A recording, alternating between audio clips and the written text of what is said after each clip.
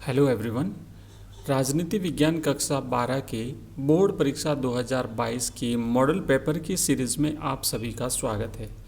तो ये है आज का हमारा दूसरा वीडियो। समकालीन दक्षिण एशिया के महत्वपूर्ण प्रश्न हम देख रहे हैं। 17वां प्रश्न रहेगा, दक्षेस का 18वां शिखर सम्मेलन कब और कहाँ हुआ था। उत्तर है सन 2014 के नवंबर माह में काठमांडू, जो कि नेपाल की राजधानी है, में 18वां दक्षेस का सम्मेलन हुआ था। इस वीडियो की पीडीएफ अगर आप चाहते हैं तो मैं आपको वीडियो के बीच में बताऊंगा कहाँ पर मिलेगी। आप लगातार हमारे साथ बने रहिए और इसका पहला भाग अगर आपने नहीं देखा हो तो वीडियो के ऊपर आई बटन पर आपको उसका लिंक मिल जाएगा, जरूर देख लीजिए। महत्वपूर्ण इंपॉर्टेंट प्रश्न है, परीक्षा में पूछे जाने वाले प्रश्न है। 18वां प्रश्न है, गणतंत्र क्या होता है। ये अति लघुत्रात्मक प्रश्न है। गणतंत्र ऐसा देश जिसका अध्यक्ष जनसाधारण अथवा उनके द्वारा चुने गए जनप्रतिनिधियों द्वारा निर्वाचित होता है। जो अध्यक्ष होता है ना, देश का जो सर्वोच्च प्रशासक होता है, वो या तो जनसाधारण के द्वारा चुना जाता है या फिर जनसाधारण के द्वारा जो प्रतिनिधि चुने जाते हैं उनके द्वारा चुना जाता है। नेक्स्ट 19वां प्रश्न है, राजतंत्र क्या होता है। तो इसका उत्तर है, राजतंत्र ऐसी शासन व्यवस्था जिसमें राजा अथवा रानी का पद पैतृक होता है, वंशानुगत होता है, पीढ़ी दर पीढ़ी चलता रहता है, वो व्यवस्था जो है शासन की, वो राजतंत्र कहलाती है। हमारे इस चैनल पर आपको हिंदी साहित्य, history, political science, Hindi compulsory और इंग्लिश कंपलसरी के मॉडल पेपर्स आपको परीक्षा 2022 के लिए मिलेंगे। जो लोग हमारे साथ पहले से जुड़े हुए हैं उन्हें पता है कि हमारे पेपर्स में से हाफ ईयरली में 50% क्वेश्चंस आए थे। 20वां प्रश्न है, अध्यक्षात्मक प्रणाली क्या होती है। तो शासन की अध्यक्षात्मक प्रणाली में शासन व्यवस्था में अध्यक्ष अथवा राष्ट्रपति सर्वोच्च होता है। तो इसमें जो राष्ट्रपति होता है वो सर्वोच्च होता है, या उसका जो अध्यक्ष होता है वो सर्वोच्च होता है, न कि प्रधानमंत्री या फिर संसद। अध्यक्षात्मक प्रणाली में राष्ट्रपति सर्वोच्च होता है। शासन की संसदीय प्रणाली क्या होती है। संसदीय प्रणाली की शासन व्यवस्था में संसद सर्वोच्च होती है, न कि राष्ट्रपति। तो इसमें संसद जो है वो सर्वोच्च होती है, वो शासन की संसदीय प्रणाली कहलाती है। नेक्स्ट, बहुदलीय लोकतांत्रिक प्रणाली किसे कहते हैं।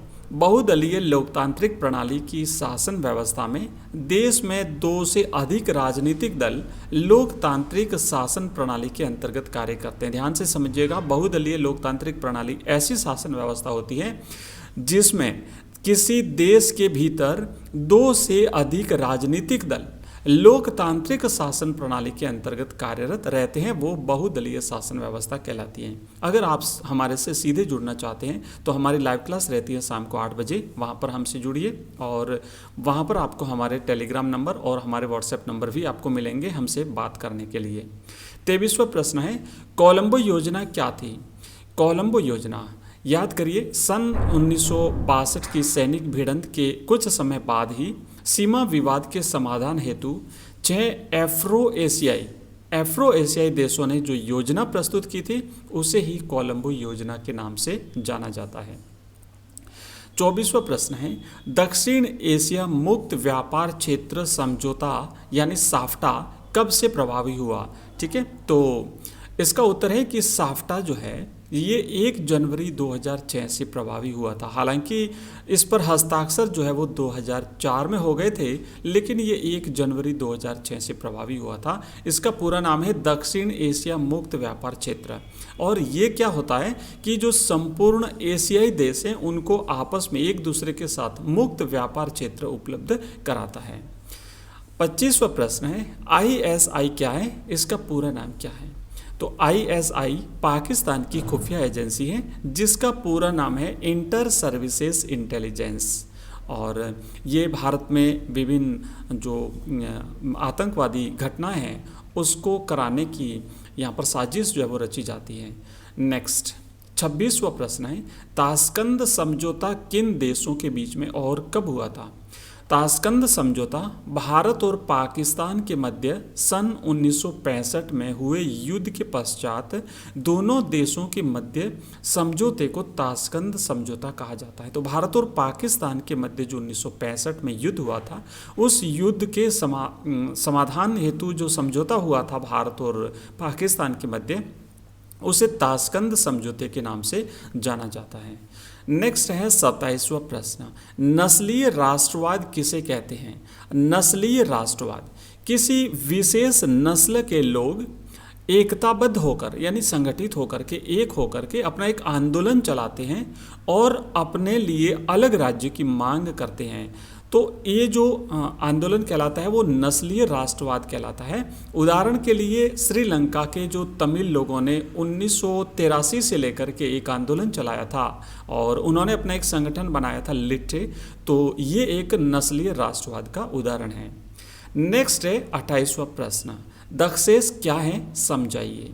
तो दक्षेश यानी जिसे सार्क के नाम से जाना जाता है, सार्क, ठीक है, दक्षिण एशियाई क्षेत्रीय सहयोग संगठन।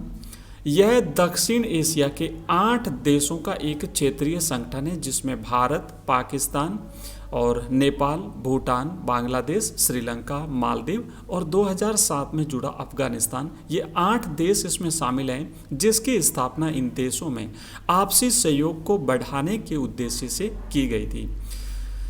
और नेक्स्ट प्रश्न है 29वां, लिट्टे के बारे में आप क्या जानते हैं? लिट्टे यानी जिसका पूरा नाम है लिबरेशन टाइगर्स ऑफ तमिल इलम, सन 1983 के पश्चात से श्रीलंका में सक्रिय एक उग्र तमिल संगठन है जो श्रीलंका के तमिलों के लिए एक अलग देश की मांग को लेकर के श्रीलंका की सेना के साथ सशस्त्र संघर्ष कर रहा है। ये लिट्टे जो है, हालांकि अब इसका सफाया हो चुका है, श्रीलंका की सेना ने इसे नष्ट कर दिया है। तो ये था एक हमारा वीडियो जो हमने चैप्टर वाइज रिवीजन सीरीज जारी करी है। समकालीन दक्षिण एशिया का ये दूसरा भाग था और इसका एक और भाग मिलेगा आपको जस्ट थोड़ी ही देर में। तो लगातार हमारे साथ बने रहिए। अगर वीडियो पसंद आया हो तो चैनल को सब्सक्राइब अवश्य करिए, अपने मित्रों के साथ शेयर करिए। Thank you.